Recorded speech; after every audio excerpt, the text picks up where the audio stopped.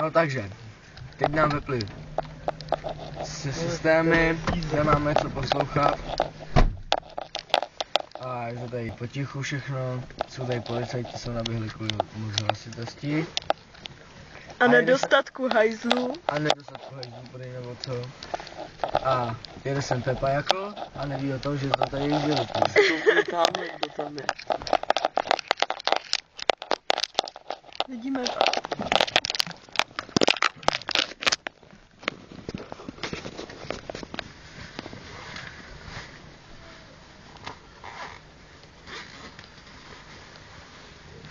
Policie. Všechno to je koruptivní. Už to rozhání.